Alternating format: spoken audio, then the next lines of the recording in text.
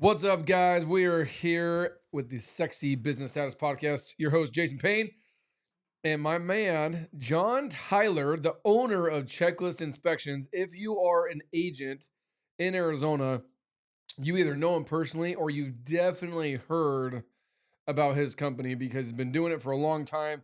He works with hundreds, not dozens, hundreds, dare I say thousands of agents here in Arizona. He's actually also a coach for other home inspectors throughout the country. So similar to what I do, but on the inspection side. And dude, John, thanks for being here, man. Jason, this is just such an honor. We've known each other for so long. We've had this tried to schedule up, and we finally got to sit down together. Very excited about Yeah, this. yeah. So while we're building our building for State 48 Roofing, we need a place to have 25 to 30 of us come together for our staff meetings on a monthly basis. And John's like, dude, come use my space in the meantime. I'm like, I love you.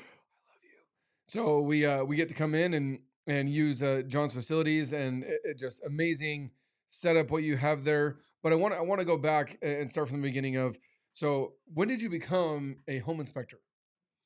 Well, funny enough, before home inspection, my wife and I are both licensed aircraft mechanics, and so my What? reason of even yeah, And ple- Kathy. Oh, yeah, interesting. and we Okay. both have our A&P license. That stands for Airframe Power Plant. Um, and we were looking at doing something on our own, to be in control because I got laid off 3 different times that our divisions were actually being like poster children for like being, the real profitable ones or anything else. But like, for an example, I worked for BF Goodrich Aerospace Component Service Division in Tempe. And there were Say that 10 20, times. yeah, exactly. There were like 20 of them, 18 or 20 of them around the world. Okay. And they handled 80% of our work came from Old America West. And during one of their bankruptcy filings, they decided to bring that work in house. Now, you couldn't survive with an 80% cut and work overnight. They gave like a 3-week notice on this date. There's no more coming in. And so, of course, they laid off, and that division closed like a year later. They couldn't obviously survive. Sure. And there were other times. So we were looking at something we had control over, because we didn't have control over America West bankruptcies, right? You don't have control over if, they're going to move a certain type of repair over to Texas out of the, Phoenix airport. So we knew someone that was moving back to Chicago that had a home inspection Because you guys business aren't from here. Arizona. No. And we're not from Chicago either. Yeah. It's just someone we happen to know Okay. for a couple of years. And he was a home inspector in Chicago, moved out here with his wife and kids, started a home inspection business. And Doug, both he loved Arizona. His wife was allergic to like every plant out here and both his kids. And it was like, oh, we just, and so they decided to move back. Right. And we took over. So I did not come up with the name Checklist. Okay. But it was only around a couple of years. And then, Yeah. and Took it over. so we've been doing this. I've been licensed since state licensing because all of us, we were grandfathered in because we were already inspecting beforehand. Okay. So a lot of us just had to take a national, actually I already took the national exam for ASHI, but then just applied, got our license. And so, but since 98, so we've been doing 98. it. Yeah. Whew. We've been home inspecting. You don't know how old I was in 98. That's awesome. So 98 and only here in Arizona. Yes. So Yeah. 98, you said you put your roots down and you said, hey, this is what we're calling home. We were living here before that, but no, in 98, we were home inspectors. This is what we're going to be. That's our jam. Home inspectors. Yeah. So those that are listening most of them are small business owners, entrepreneurs, maybe mostly blue collar, right? Yeah. It's also could just be some random person chiming in. But I love what you said to where like you didn't have control working for the aerospace thingamajigger bob, right? And so that is the best part of there's pros and cons definitely, right? I feel like social media be an entrepreneur, it's the best thing in the world, it's the easiest thing ever, and you get to have the nice stuff and go on vacation and work 2 hours a day and 2 hours a week and 2 hours a month and all that bullshit, right? And yes and no, but I love that you said I want to have control of my destiny. I want to have control of my bank account, of my paycheck. I don't want to get a phone call or use a letter, an email where it's like, hey, in 3 weeks, adios. our so a great example of that, no matter how hard our little division, that B of Goodrich, that little component service division, right? Mhm. We did wheels and brakes and pylons, just a number of little different things for different airplanes, right? And uh, we were the smallest out of all of the worldwide. We had the highest profit margin, right? Mm. Our ISO 9000, back when it was a big thing in the 90s, everyone was, moving over to ISO 9000 standardizations. I was on a group, we wrote over half of it for all of them, Huh. worldwide being done. No matter how much time and work we did, something even that company couldn't control, America West Airlines bankruptcy, totally affected. Now, Totally. we both have things we can't control now, right? A Sure. weak monsoon season, you're not in control. Yeah. Um, 2 for 2 so yeah, far the yeah. past 2 years. Yeah. The real estate market, how many homes are going to sell any Yeah. given month, Interest rates. right? Yeah. No control, but I Yeah. still have a lot of control, Right. and with something working at other places and being those laid off with getting awards, man, you're the hardest working guy here, and we're letting you go. And it And those could wasn't, both be true. yeah, and it was Yeah. in many cases, and it wasn't even the company's choice It wasn't because that it you was were where they unethical got or work you did from. something shady or you slept in or you came Right. in hungover or you compromised the core value. It's literally just like, hey, these big guys that are up here that cut us a check down here said, hey, we're cutting this, we're making a move, we're pivoting. Yep. And you're not part of that pivot or that change or that, whether it's an Exactly. acquisition, a closure, right? And there was nothing you could do even internally to help move around. Yeah. So Switching departments, yeah, taking a pay cut. yeah. And then nope, sorry, bro. If foam roofs take off, you just transition to more foam roof people, Right. right? And so you didn't even have that control. So that was that was the driving factor. Home inspections itself semi landed in the lap. Doug knew we were going to that direction, and he was moving. So there was something beneficial there. But it really did match, I think, the personalities of it going through. Sure.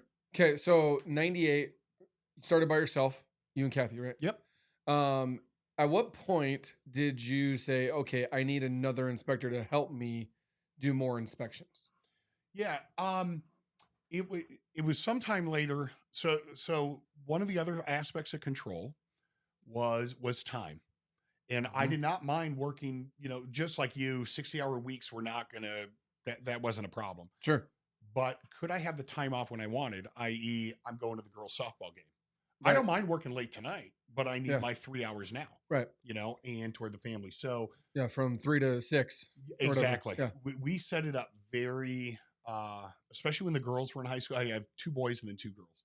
But when we started this, boys were entering high school, girls were junior high. But by the time even the girls' high school, and we're somewhat established, we made this company in such a way. I didn't mind working full weekends even, but boy, I don't think I missed one basketball, softball, or soccer or volleyball game for the girls in high school. Yeah. Couple I did for the boys. I know there was a football game here or two and stuff. And But that it was the just, exception, not the rule. exactly. Okay. Went to the vast majority. So I was also the dad that drove everyone around for events and stuff like that. So we utilized that. When our youngest, Melissa, was graduating high school, in 2010, 2011-ish, Okay. that was when it was, do we keep this as a lifestyle business? That's what we made, was a lifestyle business. No employees other than my wife and I, So back up. So numerically here, because I'm a visual. Yeah. So 1998 to 2010.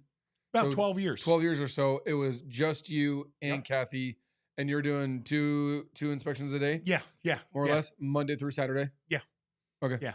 For about a decade. Yep. And then in 2010, a light bulb went off, and you're like, "Hey, Well, it was a decision. Do you keep doing this, or do we go to the point of growth, right? And that bring on people. 'cause there are two extremisms." Yeah. It's like my dad. My dad's been doing flooring for 40 years this year, and he's basically a solopreneur still. He subs out his crews and whatnot, but like he does his sales, he does his billing, he schedules his appointments, he orders the materials, he drops off the trailers, he does all of that, and then he'll sub out the demo and then the install. But he's been doing that I'm 37. He's been doing that for 40 years. Still does it. Wow. 60 something years old and still Yeah. does it. Made a living, did well, still does well, right? But in 2010, you said, hey, option B is Yeah, where you actually ended up going, which is right. what? Hiring out people, expanding it. I'll tell you, with really the secret sauce, Ooh, getting secret sauce. Pay attention. yeah, being in a coaching program, which I'm now a coach within. But I needed to be around people who already have 5 inspectors, 3 inspectors, 10, 12, whatever the numbers are, Sure. to know what to More do. than one. Yes. Because what is it a fair assumption that 98% of home inspectors are either a one man show or maybe a husband and wife or a father son Yeah. or a buddy buddy type thing? Yes. Yeah. 98% of them. And Yes. then there's Without a doubt. 2% that have two or more, three or more. Right. Okay. Yeah. And that's exactly it. There's a lot of uncle nephew, father son teams, husband wife teams, Sure. stuff like that. Sure. Sure. And by the way, really neat. I know some husband wife teams are both out in the field inspectors. So it's not just it. Sure. But being within coaching and being with people to know, it helps you avoid, as you've seen, a lot of mistakes. Should I do A or B? And then you realize, you just know it's A. It's got to be the next logical. And then you talk to 10 people and go, oh, the biggest mistake you could be is not do B first. And Yeah. you're like, oh, okay. And save you the headaches. And how many times have both of us not listened to what we should do first and then realize I haven't made that mistake this morning, but it's only 9:30. So exactly. yeah. Yeah. So it's interesting that you bring that up, and we're going to roll with that too, because you have almost a dozen inspectors, at any given time and what you're doing, and in order to bring on more people, you have to increase ads, you have to increase exposure, increase your marketing in order to bring in more deals, more leads, more inspections to feed them to other people instead of Right. yourself. So it's very much a selfless game, both monetarily and control, to where you can delegate that still in house, right? It's still working for you. But you're willing to take that money that you would have gotten from those 2 inspections a day, and they're like, hey, I'm willing to take this much instead of this much for those 2 inspections, but this much is I'm okay with because we can go and do more. Right. And the whole reason, guys, the whole reason why I think Brandon Dawson taught me this, the whole reason why you have a business is to accomplish your goals and dreams for you and your family. And the cool part is you get to help other people and other families achieve their goals along the way. But like, what's the whole reason why you did it?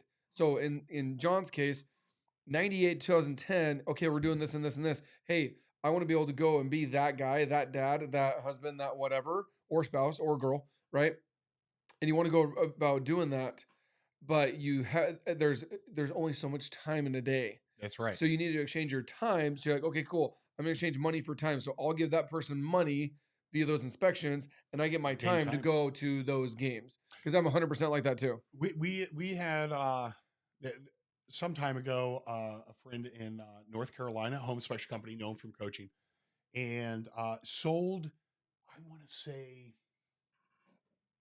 like before the financial, like 2006, was sold off to a national franchise. Came by, it was even after taxes, everything, a little over $1 million, and he had a lot of other savings.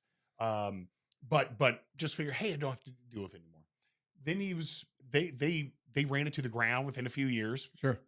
2 parts. Why? One was the economy The of crash. 2008, Mhm. but that only sped up their mismanagement. Yes. In fact, that firm is it's still around. It's maybe a tenth the size. Yeah. Yeah. Okay, of what they were. But so when we restarted it, the different mindset. He said, I'm willing to give up half the money I'll make to gain time, because one of the reasons he sold it is because even though he built this really big, great machine, it was still sucking way over 40 hours a week for him. He didn't build up. So when his rebuilding was, I will make less for sure, but I will have time, Yeah. and part of it wasn't like we mentioned earlier, it wasn't fear of work. I don't mind working 60-hour weeks. That Love wasn't it. it. Right. But I don't want to be dictated. No, you can't have lunch with your wife this week, and be able to grab her and run off somewhere to go have a lunch because of this. Yeah. Now, it happens in life, but in general, you can make your 2-hour block you need this afternoon, right? Right. And when it comes to that is like you said, when you hire people, it's not like, oh, I'm gonna wake up at 8 or 9 a.m. and go get breakfast and then go have sex with my wife and then go to lunch and then go have a 1 p.m. tea time and then yeah, dude, if you're an entrepreneur, you're naturally a workaholic anyways, or you should Yeah. be. So it's not that you're working less, you're just working when you need to and when you want to. So for example, if there's an appointment from 3 to 5, but you have that game, you can't go to that game. You just can't. You can either Right. go do the inspection or you can go to the game, but you Right. can't be in two places at once. But if I own a business and I have team members and employees, I can say, hey, you go, do you have anything going on at 3? Okay, you're gonna go run that one. I'm gonna go to the game. Here's the money, and I get that time to go to that game, to that dance recital, that whatever. What I hate, and I have a couple of people that I follow that aren't parents yet, and they're like, grind it out, 5 years, put your head down, like then you can just live with them for the rest of your life and all that stuff. I'm like, there's only so many dance recitals Yeah.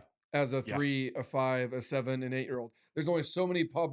Do you know a 24-year-old boy or son doing Pop Warner? Didn't No. think so. Right. Yeah. So there's only so many dance recitals, Pop Warner games, whatever their thing is, right? Band concerts to go to. And my thing is, when you're an entrepreneur, make sure that those events are in your calendar and then work around those. Yeah. So mine for my wife is basically from 5 to 8. Come home at 5 o'clock. From 5 to 8 o'clock, it's go time, family time, kid time. Whether it's practice, dinner, baths, all cleaning the house, any of that stuff. 5 to 8 o'clock. After 8 o'clock, it depending on the workload. Heidi knows that I did several nights. Can't even count them. I would go back to work at 8 o'clock, 8:30 till midnight, night after night Yeah. after night after night, because she knew that. But she said, "Hey, I only need a third of your day, or an eighth of your day." Sorry. She's like, "Can I have 1/8 of your day every day?" And I'm like, "Sure. What's an eighth? Not a problem." She's like, "Cool, but I could dictate when the eighth is." And I'm like, "Oh boy." Right? It's like it's not from 4 to 7 a.m. That'd be great, right? But she's like, "No, from 5 to 8 p.m. You need to be a dad. You need to be a husband. You need to be present, and work your ass off before." Because I was starting at 4 a.m. and I would Right. get done 4 or 5 p.m. Go till 8, and then go from 8 to midnight for like years, plural. Both working for my uncle and after I own my business, and so and even then right now I can still delegate. Cool. Hey, well, I have this thing, I have this recital, I have this dance thing, I have this whatever it is. By the way, you hear me, I'm not talking about me being on game night or Fortnite doing gaming stuff. It's not me Yeah. like even like the softball leagues and all. Dude, I put that off for now, but like my wife and my kids and their those things, if they get put on the calendar, then you can work around it. Totally. When we work with in our coach program, when someone's coming in and really from one man shop up to the first three, it's about the same 2 week calendar Yeah, because you got to be in the field quite a bit sure. to be able to do that. And if you want to know, it's generally 5 or 6 inspectors before an owner can be 100% not do inspections. Okay. Okay, That's kind of the magic ye- number. yes. Sure. Um, and a couple markets because of price points it changes a little but not a lot but it's a 2 week That's calendar. sorry, that's where the extremism comes in. It's either you are by yourself or you can't be like, oh, we have two or three. That's we call it the black zone or the dead zone. That's Yeah. where you go out of business. Just like Yes. roofing, you're either 3 million or less or 8 million or more. 3 to 8 million where people die Yes. because your overhead you can't justify your overhead and all those variables. So Yeah, yeah. I know those numbers because of inflation and gross revenues are moving slightly, but generally in our to break that 5 to 700,000 or 5 to 800,000 in our industry Mhm. is of gross is really a difficult point. So you have a lot of people like they got a couple inspectors plus themselves made 450,000 gross and really good. The inspectors made a lot. They made a good profit plus they're still out in the field. It's like, man, I got all this extra. They bring in one other guy and they're like, where'd it happen to my money? It's because the overhead to come in, just like you already said, that next bit of overhead, you have to do it to even get one more job. yeah, Yet that overhead will handle the next 4 other inspectors. You right, right. just there are some really difficult zones. Also, right around the $2 million mark can be a little rough, and or at least bumping up and breaking it through in our industry. It's funny that the nu- numbers can be changed. And I'm Sure. sure if we had, I bet within hospital chains I bet there's a number. Totally. If you're at 20,000 patients, you'll go broke. 15,000, you map money. At 30,000, there's money. Yeah. But it's really interesting that even though the numbers within every industry, there are these zones Well, that are and real difficult. that's why that's why I'm wearing like our scale stuff, and like that's what you have to do. You have to and the scale, the A is an infinity sign in the middle on purpose because it doesn't stop. Right. You can't be like, I'm going to go to 3 million and then stop, or I'm going to go to 5 million and stop. Like you're done. Right. Like give it like 2-3 years, you're out of business, or you're selling, or you're in like, oh shit, panic mode. But once again, my uncle and my dad both, but my uncle stayed between 2 to 3.5 mil for 40-year roofing company. Yeah. But we got up to 5 million once and was like, whoa, fire, fire, fire, fire. Let people go. He's like, no, can't do this. Because he had never gone that. Right. And he didn't want to, which I realized too. Yeah. So you have to want to, and then you got to go for it. So you mentioned the want, and I think you'll agree with this, that there's no animosity, there's no problem with like your dad's system. He's going to be a one-man guy, right? He makes, hey, I've been to the house on the roof Yes. at your dad's place. He's made a good living. Yeah, He did not live in a single wide from 1960. No, He's dude, made a very good you living. can make $250,000 to $500,000 a year. Yeah. Yeah. And to some people, that's like bunker. Like, dude, give me that all day. Right. Now, here's why I completely disagree with that method. And to each their own. If you want to go that route, cool, not a problem. Clearly, you don't want to join my coaching program or be Right. like, and you probably not even follow me because I'm going to tell you that guy is wrong and that guy that's bad, type stuff. But what happens when that awesome husband and wife combo from 98 2010? What happens when that guy gets cancer? Oh, What happens when that guy falls off a roof or steps through an attic? What happens when that guy wants to go on a fishing trip for 2 weeks? What happens when pick whatever the hell a huge lawsuit, yeah. right? Yeah. Gone, gone, gone, gone, gone, gone. Like you're toast, right? Yeah. And so that's where I don't believe any one person should have that much influence in a business. Because, for example, within the past 90 days, I've fired 7 people, several sales reps, sales manager, marketing manager, and guess what? We're still doing $1 million a month of revenue. Funny how that works, Yeah. right? But because not any one of them was like, if this person goes, the thing collapses. And even right now, with the way I built my business, I can die. I can move. I can go to Hawaii for 30 days. So Tommy Mello, Tommy, obviously. Yeah. Tommy teaches this, and I learned this years ago when he taught me this at a conference. He's like, turn your phone off, literally put it off, OFF, put it in your nightstand, and go out of town wherever you want for 30 days. No email, no iPad, no phone, no nothing for 30 days. What happens to your business? What happens? Is it either some people are like, dude, I'd be gone. I'd be Right. done. I'd be done. Right. Right. And so it's like, okay, so at that point, in my opinion, you're more of like a high paid employee, right? So you're out of business. Number 2 is what I would say the average do is it stays, it doesn't grow, it doesn't do any better. Just kind of like like shit doesn't hit the fan, but you're like, okay, I'm okay. And then the end goal is we generated more leads, we got new accounts, we're doing more roofs or more inspections, we're doing more, there is it doesn't have to be like this, but there's still a gradual increase of everything from leads to profit to revenue to all the things, right? And so that's my thing is when you play that small game, like if something were to happen to my uncle, he would have been gone, or my dad. What's a really big deal is there's a lot of fear of not wanting that 5 million or whatever that number is, and that fear is they think that's a lot of risk. In reality, they're playing a riskier game when you're the one-man shop. Yes, because of that. 100%. I don't know if you've seen it in your coaching. Well, just like in your aerospace thing. Yeah. You literally got one phone call. You had no idea. Yep. You didn't do anything wrong. Right. You're working your ass off. You're a very valuable asset. One phone call, one email, and you're lucky you even got 3 weeks. Some people's like, hey, today's Friday, like Monday, like this. You're out. The doors are locked. Right. Sorry. Right. And so there's so much more fear of, in my opinion, working for somebody, because with me, like I can control my destiny. And there's pivoting, there's changes, there's, all that stuff. But it's so much more riskier staying small and staying lean, because something happens to you, you could be in deep shit. Yeah. I can evaporate out, say with the wife. I don't know if 30 days of no email, no phone calls, but the idea that, I wouldn't say you haven't had an anxiety attack when you came back. right, right, right. But we were, just shy of 2 weeks in Hawaii this summer. And I don't know, probably we both handled 5 or 6 emails that probably could have waited even, but they were there and Yeah, you but keep think tabs. of the But John and Kathy in 2000 to 2010 right, doing 2 weeks in Hawaii. it wouldn't have happened. Either It it would wouldn't have not have happened happened. or it would have been an absolute Yeah, shit show. right. It was zero revenue coming in, Yeah. and or anything else. So you would have had to save everything up, to say no to a bunch of people, Yeah. apologize the whole time.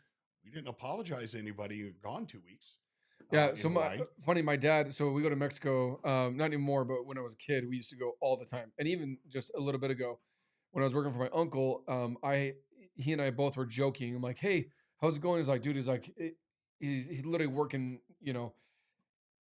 to go on any decent vacation more than 1 or 2 days. Because we go for like 5 days. And two of them would be on a Saturday and Sunday. But even then, we'd be gone for 5 days, right? And we would literally have to work 100 hours the Right. week before, go out of town for those 3 to 5 days. Hopefully, Big happen. nothing big happened, right? And hopefully, have somewhat decent service, or drive into town to get service, or drive in to check an Right. email, drive in to check up on the Right. cruise. He and I would literally go in together on a side by side or in a truck. Go to the little email place in Mexico, do an email, get enough decent service, make a couple phone calls, be like, what fires are there? Okay, bye, and then go back out. And so it's always just sitting there. And then when we come back, we'd have to work 100 hours Right. again to get caught up To from make being up out for for those it. 5 days. So And I'm like, say, we did that probably 3 or 4 years, and I'm like, dude, how many of those do I want to do? right. Bleh, So I'll say that's for that that's not a checking of vacation. email, by the way, while we're in Hawaii, that was when the other spouse was up in the shower, up on the laptop. No, We yeah, only yeah. took one shared Yeah, what are you going to do? I'm going to check. Oh, I can answer this. Yeah, I'll Yeah. review this now instead of Well, when I get and back. the fact that you choose to, not you Yes, have exactly. to pay Yes. attention to that. Like I choose to, even when I'm on vacation, like go to Disneyland or whatever. Like I choose to answer my phone Right. when I want. Once again, when I want to. Right. If I'm doing this, I'm not answering my phone no matter what. That'll go to voicemail to figure it out and yada yada Yep. yada. But if I find, oh, this is a client, hey, I have a second, we're in an Uber, we're doing whatever. Hey, what's up, man? How can I help? Right? I choose to not have to take that phone Right. call. Like you said, in the morning, I still work out when I go on vacation and do all those things, and I pull up my email and I just go through them just to get rid of all the spam stuff. Like, Yeah. cool, and guess what? But it's because I choose to, not because I have to. Like, if I don't read those emails, like my business will collapse. Right. So you want to overcome that. And you get the handle, and depending, because not everyone's going to be at whatever stage. So there still could be a stage you can take 2 weeks off, but you got to work an hour a day, otherwise it will collapse, which is Yep. better than having to work 100-hour weeks Totally. before. Totally. And so there are stages that goes through. I've just realized the main ones I answered and worked on were the things I'd like to do, which happened to be marketing. So I was reviewing flyer, copy, Yeah. ad copy. And man, if I had a dream job, you gave you a lottery, but what are you going to do? I'd still do that Yeah. sort of stuff. So I was enjoy it. literally in Utah with my wife, a little weekend getaway for a wedding, and we ended up extending it for the BYU U of A football game, which we killed U of A because the Sun Devils are awesome. And I was a Cougar fan just for the day, for the one day. I still hate them, but just for the day, I was a BYU fan. But Jess, who's sitting right here, was literally sending me stuff for hats and, hey, what about this and this and this? And I'm like salivating, like, oh, let's do this, let's move this, tweak this, add this, do this. But like, it's because I wanted to and I chose to, not because I had to. Right. And the other part too is, here's a little tip: when you do go on vacation and you're not completely out of that, because that's like next level to be completely out of Right. it. As you're growing to get out of it, letting your team members know, your family know, and your clients know, hey, I'm going to be available from 2 to 4, 7 to 9, whatever, your 1 or 2 hours Right. of the day. Because what happens is we do like 3 minutes here, 3 minutes here, 3 minutes here, and then our kids are catching us on our phone, and our wives are catching us checking emails on the beach and all that stuff. Instead of saying, hey, from 7 to 9, you guys go get lunch, go get breakfast, go swimming, do it in the morning while they're still asleep, right? But you set the expectation to your team members, to your clients, and to your family. Hey, I need to, so I can be here and be present for 18 of the 24 hours today. I need these 2 hours to get my stuff done and then I can put my phone down. I can be here. I can be present and be intentional where I'm at. Right. And it's whether it's an hour or 2 hours, and so everybody knows. So the spouse isn't like, dude, what the hell are you doing on your phone? We're on vacation. What the crap? Clients are like, dude, I can't get a hold of you. I listen an email. Hey, I'll be available from 7 to 9 every day, Monday through Friday. I'm out of town. 7 to 9, email, text, phone, call me, whatever. 9:01. Wait till tomorrow. Right. But when you set those expectations with your team members, because we have 80 employees, right? So there's a lot of people that have questions and overcoming stuff and whatnot. And so with that, clients, so when they send an email, auto response back, hey, if you need a hold of me or this is urgent, 7 to 9, they know, cool, I can only get a hold of John or Jason from 7 to 9 this week because he's out of town. I still need to get a hold of him. I still need this bid. I still need this inspection. I still need to schedule X or Y or Z. And he's the only one that can do it, which is also a whole different conversation, right? But when you can overcome that, setting that expectation, because my wife would get pissed. So I was at Disneyland. Most people have heard the story before, but I was at Disneyland and I was on my phone over and over and over again, 2 or 3 days there. I'm right in the grind. I mean, I'm in the grind of it. And on my phone, on and off, in lines, emails, text messages, putting on the old school Bluetooth that wrapped around your Right. ear type Right. thing, walking around. And we drive home from California to Arizona. And my wife's like in tears. And I'm like, I think she was pregnant or just had a baby. So I'm like, hormones or postpartum or something. I don't know. I was like, so like, Somehow it wasn't your fault, is well, what you at first first, thought. yeah, my first Yeah, thought was yeah. like, oh, like stubbed her toe or whatever, or she's just tired, like whatever. And she's like, I never want to go on vacation with you again. And I'm never coming back to Disneyland with you. And I'm like, what? I'm like, what did I do? I busted the defensive ego, Right, right? right, right. I busted my ass. Oh, I made all this money. I'd let you, if it weren't for me and my job in the company, you wouldn't be here without this. And the kids would be, freaking sitting at home eating macaroni and cheese. And I get like mega defensive. And she's like, you were physically there for those 2 days that we were there, 3 days total. But you weren't ever like emotionally or, there for us and in the moment. And every time I took around, work was overcoming all this family stuff where you could connect with your kids and be present, be intentional, and have all these things, and you let work get in the way of that. And so I said, never again. I literally, and I've been in Disneyland 10 times since then. I literally said, never again will I allow that to happen. And so I did that. I told her, I said, hey, it's gonna be an hour, maybe it's an hour in the morning and an hour at night or whatever it is. And when I'm on Disneyland, like in my phone, and if I want to check my phone, Right. or if there's a downtime or whatever, not a problem. But like you have to, wherever you are, you have to be intentional. My phone is sitting right here during this podcast. No matter what happens, I've gotten text messages and emails that pop up here right now. I ignore all of them. So I can do that for a podcast, but I can't do that when I go on vacation. Right. No, It's conflict. You are so right that whatever it is needs to be intentional. And, it's so funny. The people who would, spend 12 hours of vacation while still working the whole entire time thinking, I'm an entrepreneur and Realtors, man. right. Freaking Well, hell. yeah, Anyways. but we'll still complain about the people who would play a game, browse Facebook, or only be on their phone taking pictures. It's you're not being in the moment. And Yes. so it's really important. You're looking for a distraction that takes you out of the moment. We just, Oh yeah, not even One- business one of stuff. What our- if it's just literally just Yeah. ESPN, your what's and it? so a lot Fantasy of us football stuff. just Yeah. convert that into business that generated revenue. Great. And I'm really glad your hobby made your money or your distraction made your money. But when it comes down to family stuff, so when someone in our coaching, and like I said, from one man shop to about three, it's really very similar calendar out. The very first thing on a 2-week calendar that we put in is date night and then Love it. family time. Love Those it. are the first two. And suggestion if anyone's thinking, I got to put a date night earlier in the week because always things will come up and gets postponed.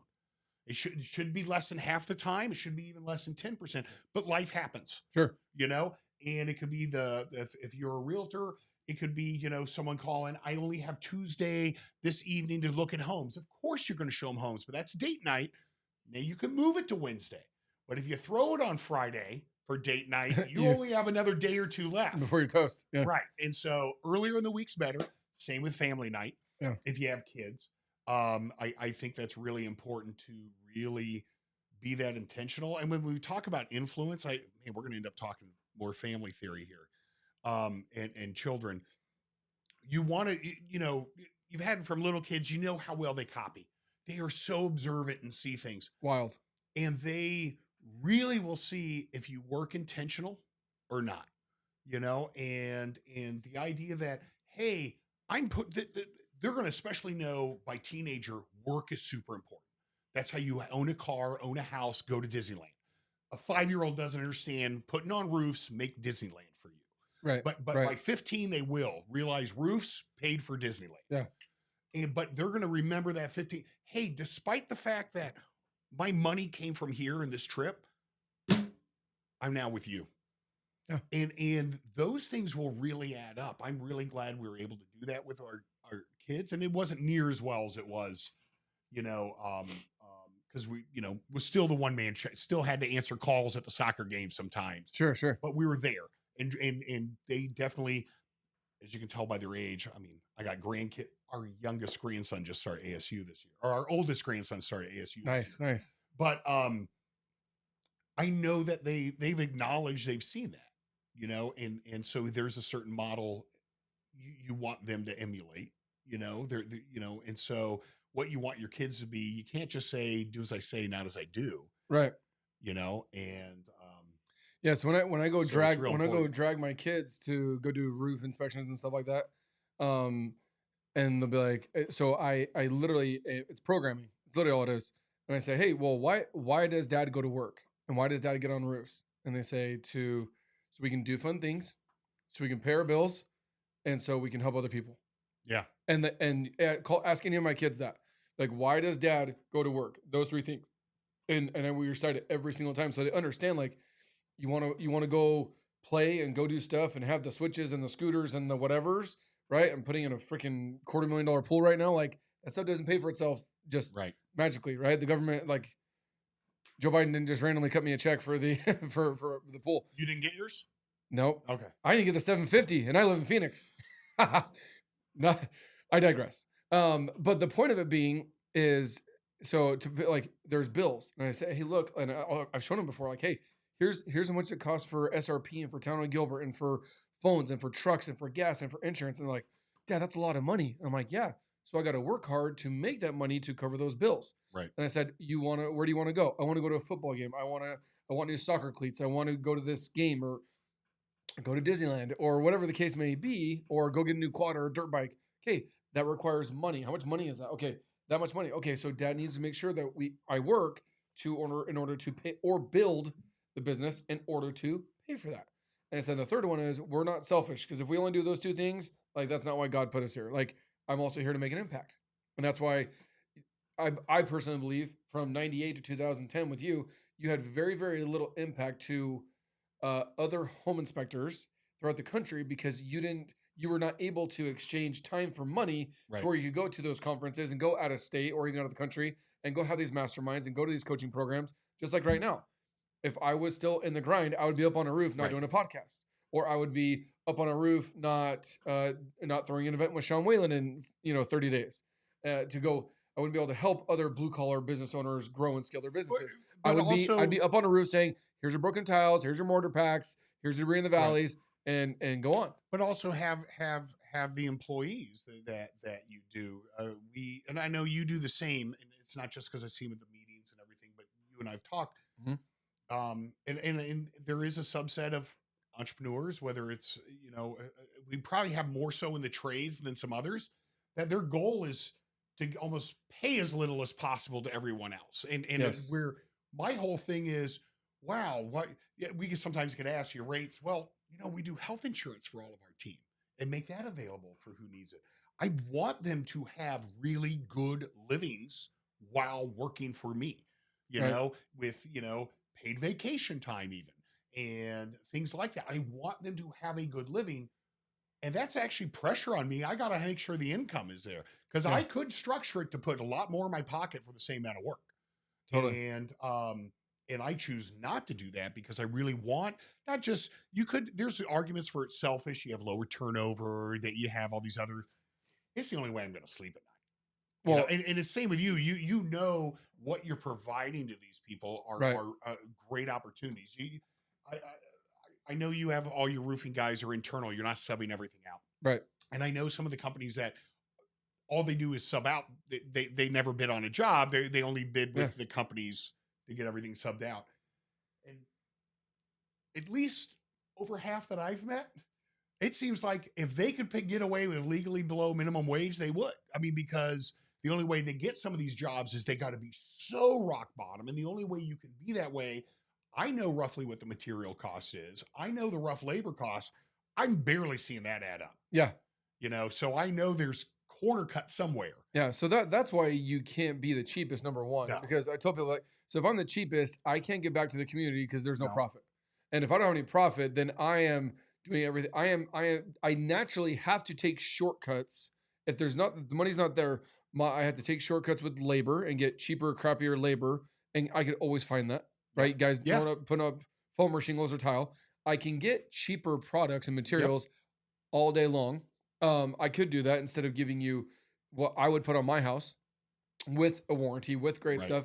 They have what's called seconds for shingles. I don't know if you know what that is. So it's not a certified stamped where you can sell it at full retail value and get the best and accurate warranty. We call it a cat went through the conveyor belt. That's kind of the analogy that we use. And so that run, discoloration, granule loss, all those stuff, but they still will bundle them up and sell them for a cheaper price because they made 80%, 90% of the shingle, but it's not 100% right. perfect. So they can't use it and Which is sell it for full fine for a retail. doghouse or shed. Yes, or a house in Mexico, like a house of refuge, or one of those, Right. places in Guadalajara, Mexico. Yeah, go for it. Take those down there and throw them up there. Who cares? But when someone's paying a premium price for a premium product with premium labor, you have to use those. I could go and sell those. I Right. could not even tell you that I'm using those on your roof, and I could save thousands, Right. right? And so that's the thing is like I don't want ever any of our team members to be like, I can't pay my bills, or I'm struggling, or this and I'm that. And Tommy Mello teaches this flawlessly in his book. But he's like, we are so worried about satisfying the customer and not satisfying our team members and not taking care of our team members and satisfying the customer by giving them the discount. We can't take care of these guys. The founder and longtime CEO, he's not anymore, of Costco, had a really good line. And that was he didn't worry about profits or stock prices. His number one thing was to get the highest quality product for the lowest possible price, because that's as the model. Sure. McDonald's makes more than Ruth Chris Steakhouse, Oh, yeah. or Fleming's. Two different models, they both make money. And his second was to pay as much as he can to employees. Mm. And he said profit will come after that. Customers and profit will come if I got tons of happy and well-paid employees. And let's face it, one way to make them happy is pay well. You know, paying people, $10 an hour to do jobs they could be making 15. Not enough pizza parties are gonna, make that work. Right. And then, obviously quality products, quality roof with a team, and it becomes a lot easier for me to tell my inspectors, guys, we need to step up here. We're going to add a service. We're going to do something, Right. because they know they're being reimbursed. Where you go to some of these places that the people are being borderline, a whip behind them, or they know they're just in a churn or burn. I'm only working here 6 months and I'm bailing, Right. and because that's I'm what I'm just everyone here for a does. paycheck. And I'm like, They are dude. not cleaning up the site. They are not doing that little extra, whatever that is. So two of my mentors, Brandon and Natalie Dawson, teach us about the PPFs. So personal, professional, financial goals, and getting your team members to like lose money, lose weight, make more money, right? Get out of debt, all those things, instead of like, well, be grateful you have a job. You're 9 to 5. Here's your check on Friday. Yeah. Mine's the exact opposite. I'm like, hey, like, what do you do? Like, once again, I've literally asked this I do these quarterly. So quarter 4, I'm doing this in the next 2 weeks. I'll interview between Dory and I and a handful of others. We'll interview everybody, and we'll say, hey, are you losing weight? Are you making it a priority? Are you exercising on a daily basis? Right? Are you eating better? And just incremental. You don't need to be like, I lost 90 pounds. Cool. But are you intentionally doing that? What does that do with roofing? Nothing. But it has everything to do with I want you to be a better husband, a better father, and a better individual, like member to society, to the community. And if you do those 3 things, you'll be an amazing team member.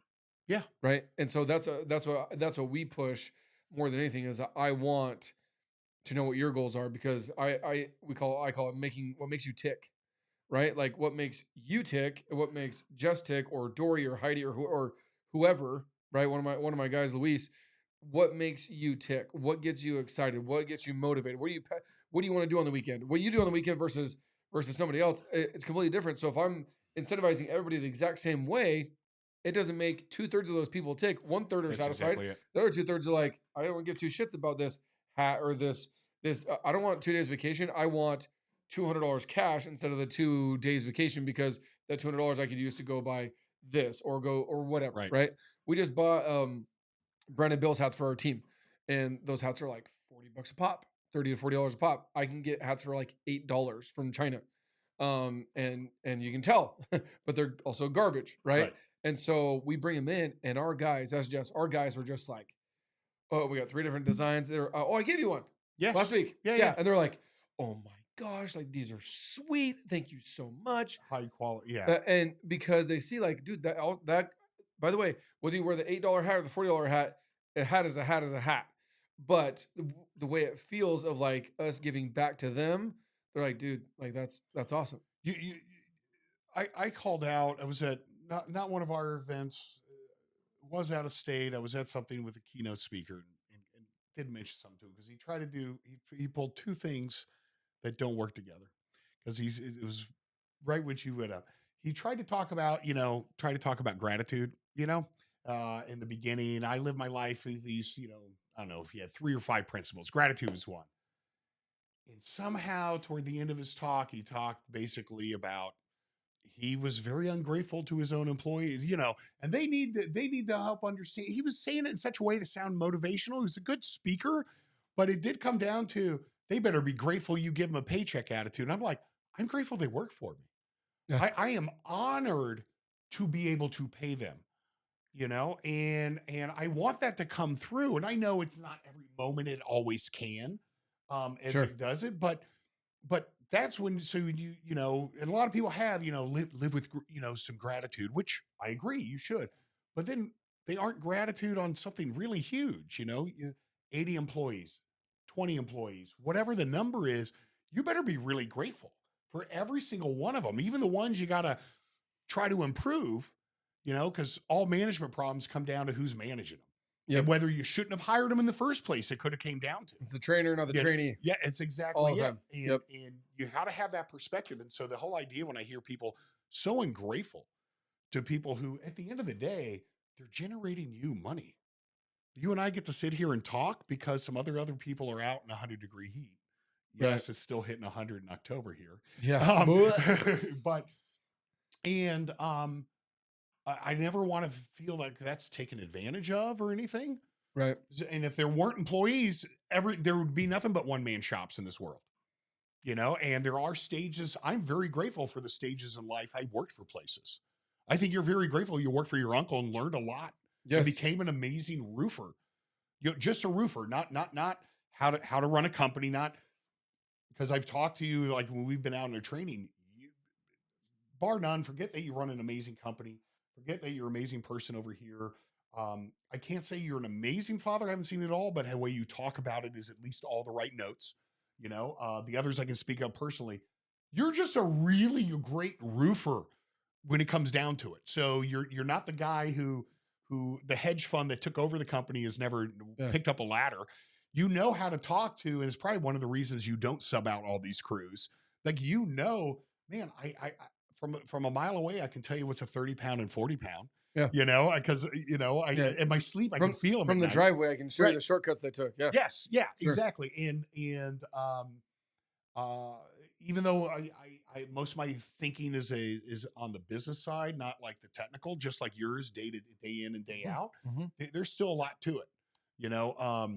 In fact, one of the things like I'll be at a conference and I'll be there at a booth for our coaching group and a lot of the one man shops. And I was one too before I joined the coaching group. I wasn't going to listen to anyone who wasn't already a great inspector.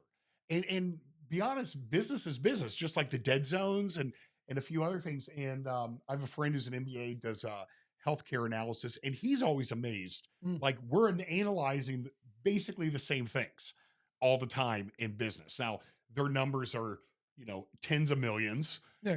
All it is and more hundreds commas of than millions. zeros. Right. Yeah. But the KPIs were out of like 10, I think 4 or 5 were the same. They're running hospitals in Colorado.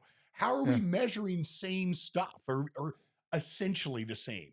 You know, Well, and and that's why coaching is so business is important business. because and that's where Elon Musk and all those guys are like, well, you or whoever it is, the guys that didn't go to school, right? All the Right. guys like, I didn't go to college. Like, I didn't go to college. Like, no, but that guy went to Harvard, that guy went to Yale, that guy went to Princeton, that guy went to Harvard, that guy went to whatever, Right. and they all work for me, right? Right. So it's so like being around people that are smarter than you. Like I want to hire guys that are better at roofing than I'm not the best roofer. Right. I'm not, and and I'm okay with that.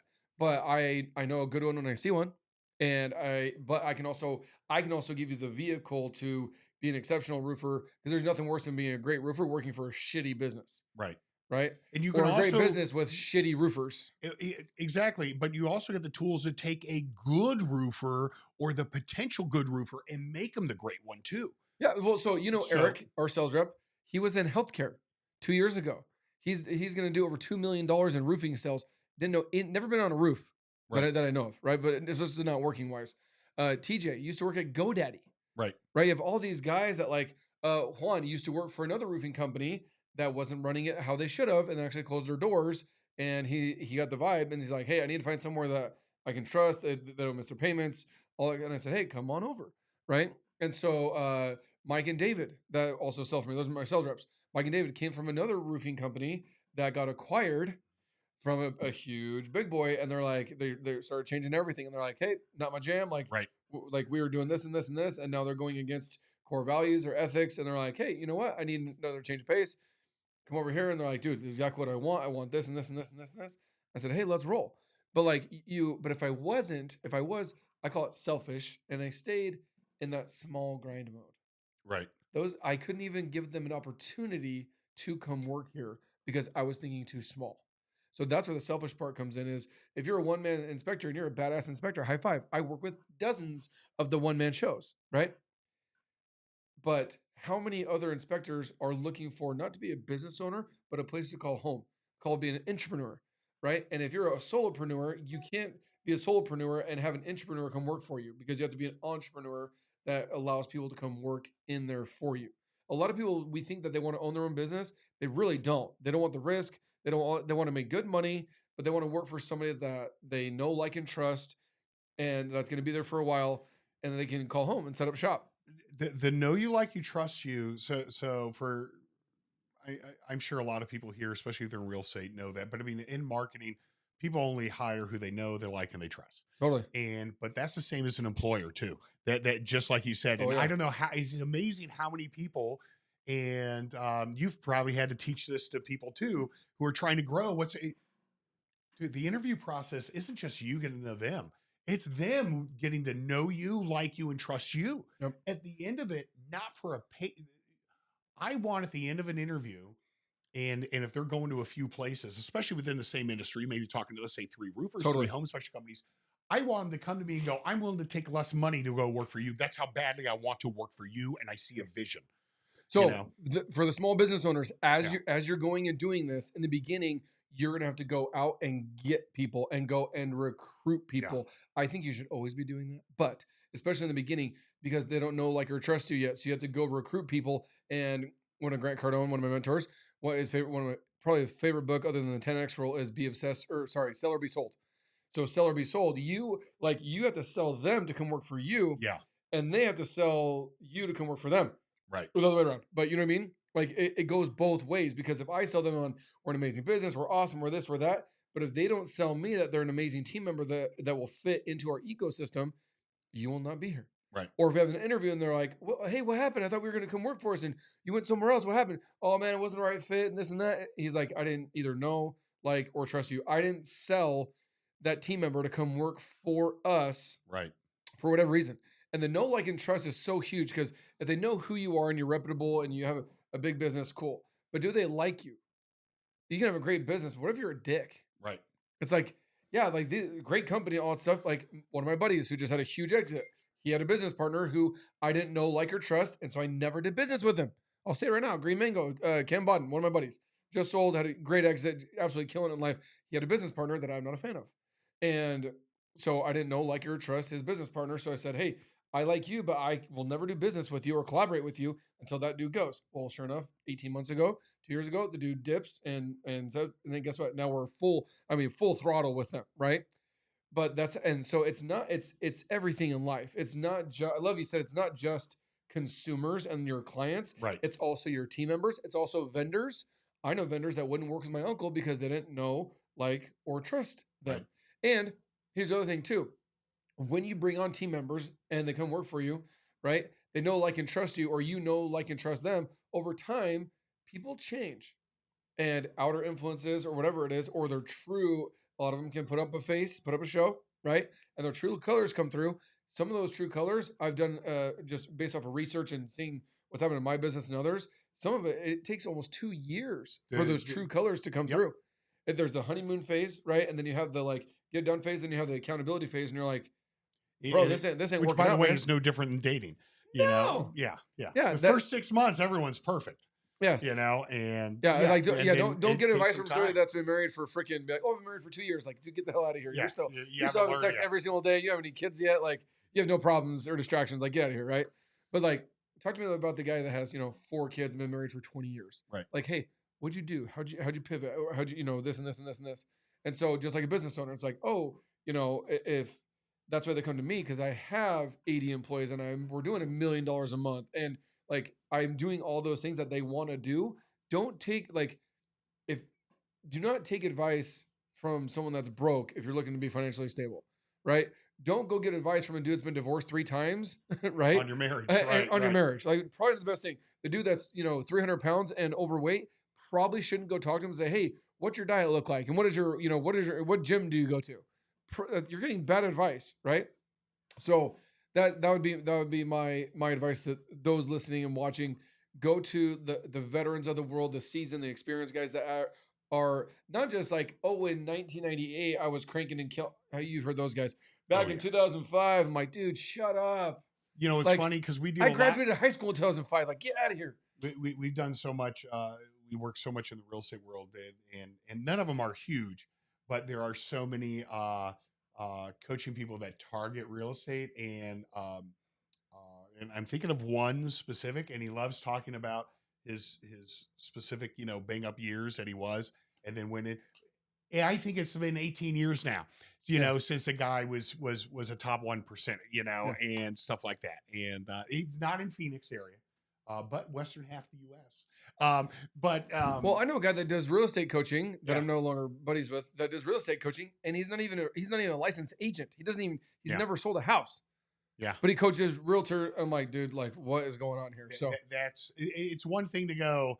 I I'd listen to a guy who's not a business owner, but because he sold the business successfully, oh yeah, and here's the exit, and those but are two different things. vastly different A things. business owner and someone that has Yes, sold and yes, exited or yeah, buys and sells businesses versus a business owner, right, dude, you like be very careful. Like very different, two different approaches. I've never bought or sold a business, right. so don't come to me for that. And I tell people, hey, not my jam. Here's my 2 cents, but they're cents. You know what's real funny?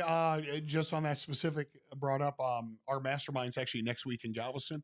I'll be there all week, and Wednesday we have some breakout sessions, and it is including with the people in our group that have both bought and sold. We're doing a break, sort of a 3-hour breakdown of just the most high level. Right. Hey guys, you got to have these, 10 financial ducks in a row. And if you're looking at somebody else, these are the first 10. Yeah. This is basically the KPIs you're looking Sure. at from these other things, but at very high level, which is great, Yeah. So because it's important to know. so as we wrap up, John, something that doesn't get talked about is having the end in mind, the end goal, the exit, right? Right. What does that look like? A lot of us, we go into business and we think we're gonna be in business forever, right? And maybe you do, maybe you don't. Maybe you don't want to be in business for 30 or 40 years and you want to do it for 5 or 10 and then do something else. I feel, especially in the boomer phase, nobody talked about exiting or selling in business. Right. It's it's not taught in any book in school, even in college, in my opinion. Here's how to buy and sell it. Here's how to grow, scale, and exit a business. Right? You have to understand that, like, you got to know, like, how many years do you want to do this, right? And you can reevaluate at that, but like, what are those benchmarks, right? Like, So me, Heidi, Dory, and her husband Jay, we went to dinner before we even started. A month before starting, July 2019. We started in August 2019. I said, Dory, this is what I want to do. Heidi wants to stay home, have babies, and be a mom, all that kind of stuff. And so I need an office manager. So okay, cool. She's like, well, what's the goal? And I said, $10 million. And I said 5 years. And she's like, cool. So literally from the day we started, that was our goal. In 5 years, we're doing $10 million in revenue. We did that in 3. But the principle still was like, what is your goal? What is your exit? We have our next one. That's like 4 more years, 25 million. And then we can do, and then from there we can sell. We can even do maybe like an employee, based type Right. deal. We can do an acquisition. We can maybe go buy other roofing companies to go to 50 or 100 million. And but you need to have an exit or a timeline and a deadline, both time wise and monetarily, where you want to go. Because if not, you'll just wake up and like you're just going to be doing the exact same thing over and over and over again. You need to have a purpose. And you also don't know what your real valuation is. You won't know when the opportunity. I've just known people that had great opportunities. It's only been the last few years that we've had private equity in our industry. You've had it much longer, but there are some people that and I don't know what the numbers are exactly for roofing. Let's say it's a $3 million company. The guy came in. They said, "Hey, we want we're sort of interested." They give X offer, and you might know, dude, that's 1.5 times what you're worth. You take that and run. It doesn't matter if your goal was 10. It was too much, too quick. Take it and run. Right. And those people said no because they thought it was worth way more, or the times they got less than they should have. And I've encountered both. We've definitely been seeing it in ours, and I've seen it just with other businesses, and it's amazing how many times they don't go. You said it's not your specialty. It's only 2 cents, but you also know where to go for the extra answer because you're in a network of coaching. Oh yeah. Okay. So I have 4 dudes I can call right now, and exactly, and I can have an and evaluation. so someone comes to you with that and go, "Hey, that actually sounds like it could be legit." And obviously there's a ton of other things. How long you can't get in the competition? Are you still involved in there's a ton of other, Yeah. plus your life goals. Yeah. It could have been called Pain and Sons, and I want my kids to do this. And if I sell it now, it's against one of my life goals. That could change. But and that's, by the way, a totally legit reason not to sell. Yeah, is a legacy business. Yep. And but the idea of going, hey, I'm gonna make some phone calls. It's amazing how many people I see it. If I talk to the successful real estate agents, I know for the entrepreneurs, we have a high percentage of real estate listen to you, or any other.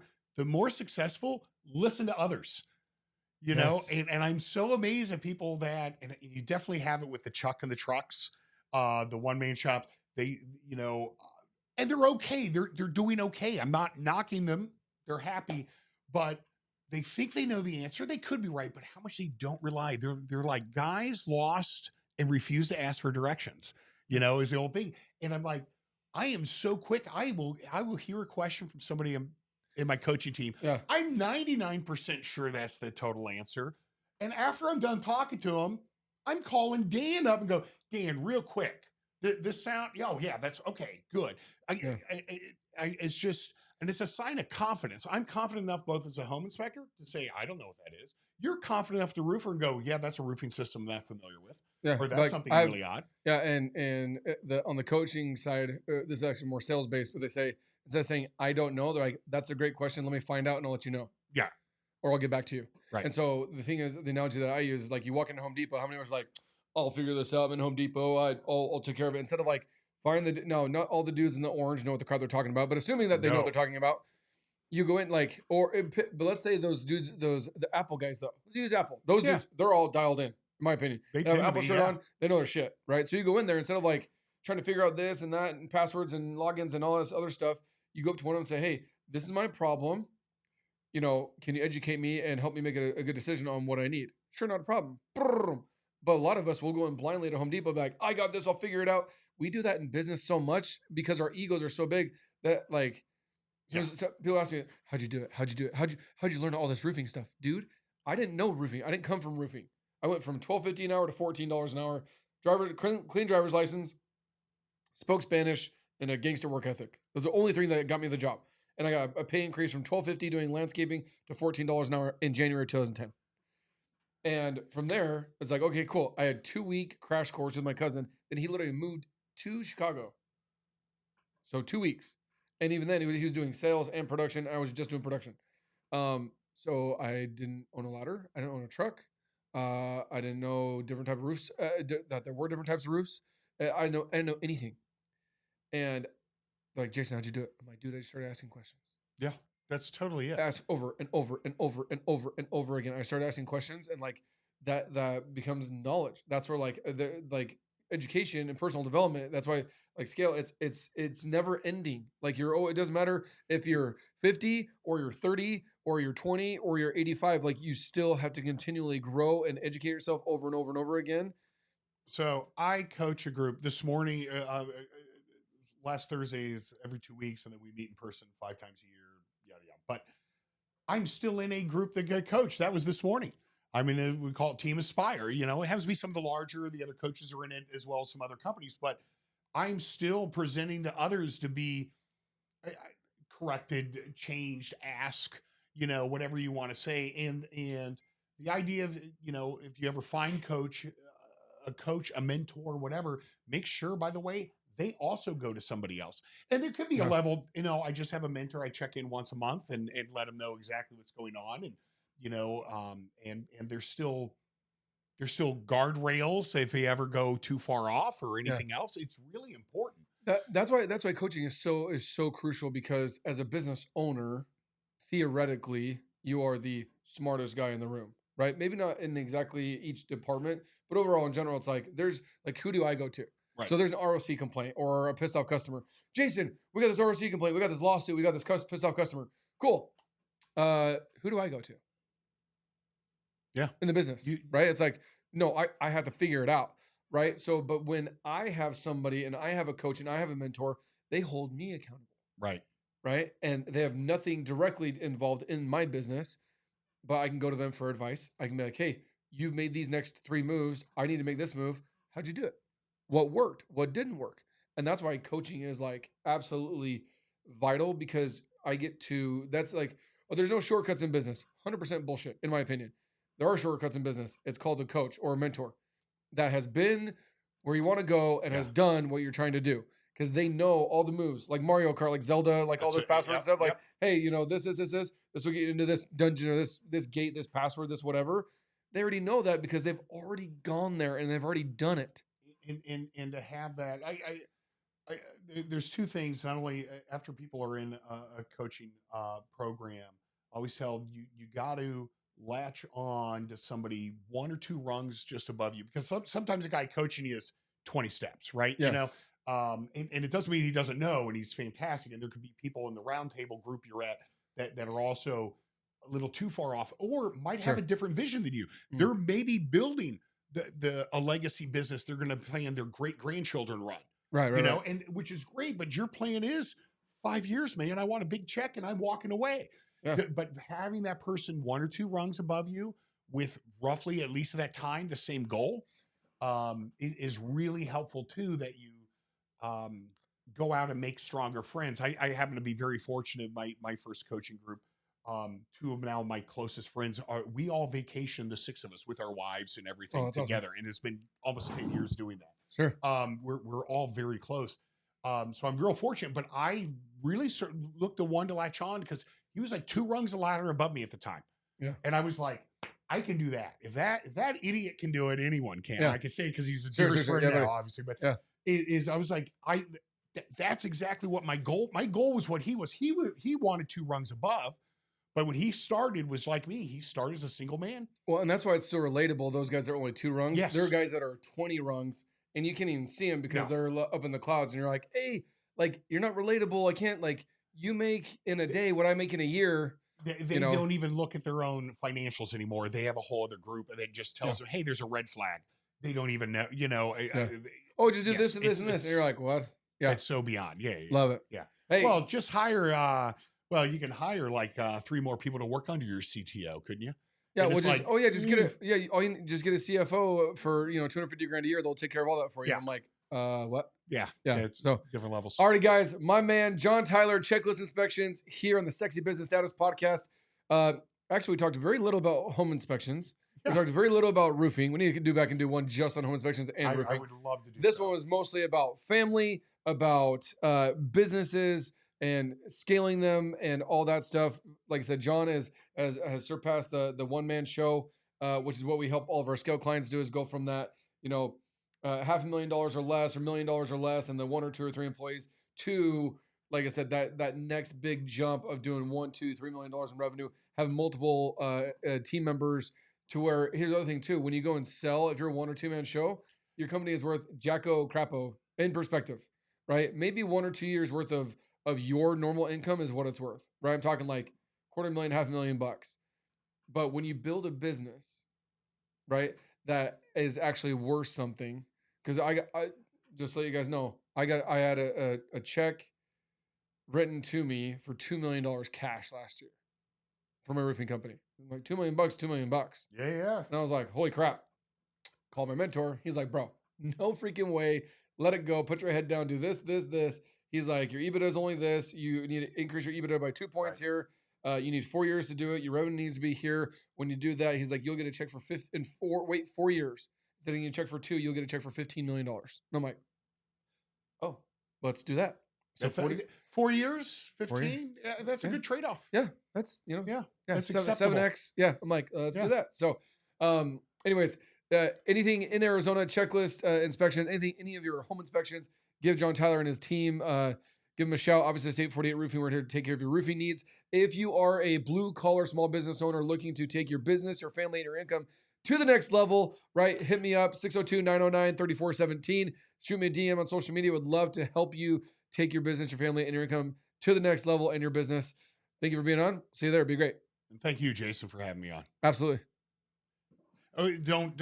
Let's. Can we add another? Because I'd like this to go up because I still want to mention the solar, so we can go. Hey, we started solar because Yeah. it is our biggest. Yeah, push we're gonna do out that. We're gonna real do that with quick. this one. Done.